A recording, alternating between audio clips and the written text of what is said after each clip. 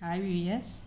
ఈరోజు మనం అధ్యాపన శాస్త్రం బిఎడ్ గణిత శాస్త్ర బోధన అభ్యసన శాస్త్రం 1లో భాగంగా గణిత భావనల బోధన అభ్యసనలు పద్ధతులు ఉపగమాలు వ్యూహాలు 3వ అధ్యాయంలో ఉన్నామండి. దాంట్లో ఆగమన పద్ధతి అయిపోయిందండి. నిగమన పద్ధతి గురించి చెప్పుకుంటున్నాము. ఇది కూడా ఇంపార్టెంట్ అండి డిఎస్సికి. ఈ మెథడ్ కూడా చూడండి. 17వ శతాబ్దానికి చెందిన కొమినియస్ సార్వత్రిక విషయం నుండి కొమినియస్ అండి నిగమన పద్ధతిని కనిపెట్టింది. 17వ శతాబ్దానికి చెందిన కొమినియస్. ఇది కూడా ఇంపార్టెంట్ బిట్ ఇక్కడ వస్తుంది. సార్వత్రిక విషయం నుండి ప్రత్యేక విషయానికి అనే సూత్రాన్ని ప్రచారం చేశారు. సేమ్ ఆగమన పద్ధతికి వ్యతిరేకమే ఇది నిగమన పద్ధతి. ప్రత్యేకం నుంచి సాధారణానికేమో ఆగమన పద్ధతి, సార్వత్రికం నుండి ప్రత్యేకానికేమో నిగమన పద్ధతి అదండి. సో ఈ విధంగా మనం అమూర్తత్వం నుండి మూర్తత్వానికి, అక్కడైతే మూర్తత్వం నుండి అమూర్తత్వానికి ఆగమనంలో అయితే. ఉదాహరణ సూత్రం నుండి ఉదాహరణకు, అక్కడైతే ఉదాహరణ నుండి సూత్రానికి. ఈ విధంగా మొత్తం ఆపోజిట్, క్వైట్ ఆపోజిట్ అండి. దీని మీద ఆధారపడిన లెక్కలను సమస్యలను పరిష్కరించడం జరుగుతుంది. చూడండి ఇక్కడ గుణాలు ఏంటి అసలు. సమయాన్ని పొదుపు చేయవచ్చు. ఇక్కడ మనం సూత్రాన్ని కనిపెట్టాం కదండి, అందుకని సూత్రం నుంచి డైరెక్ట్గా ఉదాహరణలు చేసుకుంటాం కాబట్టి సమయాన్ని పొదుపు చేయవచ్చు. సంక్షిప్తమైనది. సూత్ర సహాయంతో సమస్యను పరిష్కరిస్తారు కనుక ఎక్కువ సమయం అవసరం లేదు. తరగతిలో పాఠం చెప్పేటప్పుడు ఉపాధ్యాయులు గ్రంథ రచయితలు ఈ విధానాన్ని ఎక్కువగా ఉపయోగిస్తూ ఉంటారు. జ్ఞాపక శక్తికి ప్రాధాన్యత ఎక్కువ. అభ్యాసం పునర్విమర్శ స్థాయికి తగినది, ప్రయోజనకారి. సమస్యలను సాధించడంలో వేగాన్ని కూడా పెంపొందిస్తుంది. నెక్స్ట్ దోషాలు కూడా ఉన్నాయండి. ప్రయోగాలతో పాటు దోషాలు ఏంటి? అవగాహన కంటే స్మృతికి ప్రాధాన్యం, బట్టి విధానానికి ప్రాధాన్యత ఇస్తాం. అక్కడ ఏంటి సూత్రం కనిపెడతాం కాబట్టి అక్కడ బట్టి విధానం ఉండదు. ఇక్కడ బట్టి విధానానికి ప్రాధాన్యం ఎక్కువ కనుక విద్యా సిద్ధాంతపరంగా తగింది కాదు. గుడ్డిగా సూత్రాన్ని బట్టి పట్టుటొచ్చి వాటిని మర్చిపోయే ప్రమాదం కూడా మర్చిపోయించు తిరిగి సూత్రాన్ని నిర్మాణం చేయలేరు.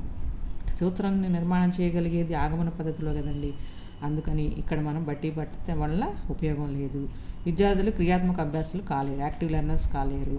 సూత్రం ఉపయోగించేసి చేయడం అంటే యాక్టివ్ లెర్నర్స్ అవ్వరు కదండి. ఎక్కువ మూర్త ఉదాహరణల సహాయం లేకుండా అమూర్త సూత్రాన్ని అవగాహన చేసుకుంటే కష్టము. విద్యార్థులు హేతువాదం, ఆలోచన శక్తి, ఆవిష్కరణ శక్తులను వికసింపజేయడం తగిన పద్ధతి కాదు.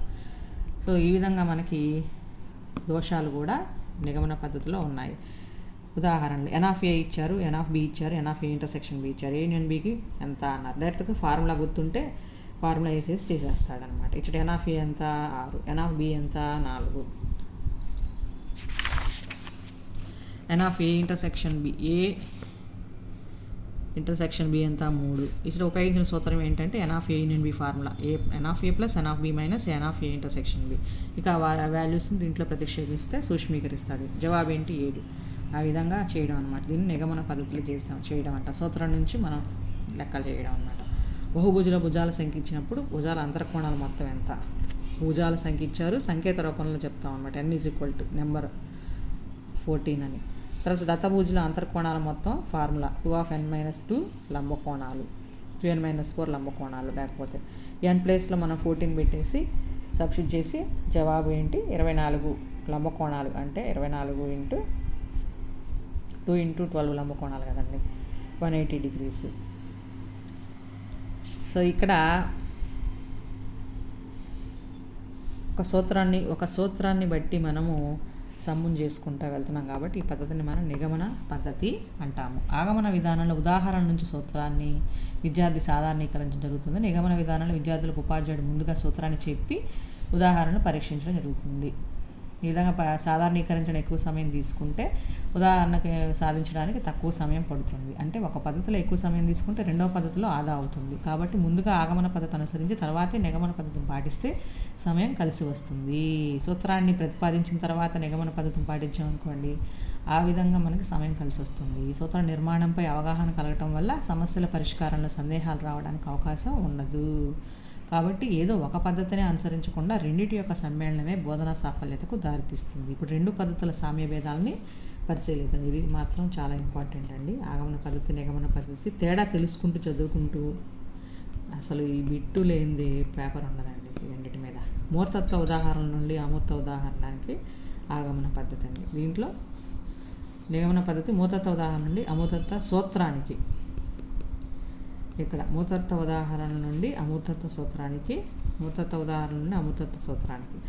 ప్రత్యేక విషయాల నుండి సాధారణ విషయాలకి, ప్రత్యేక విషయాల నుండి సాధారణ విషయాలకి. మనోవైజ్ఞానిక పద్ధతి, మనోవైజ్ఞానిక పద్ధతి.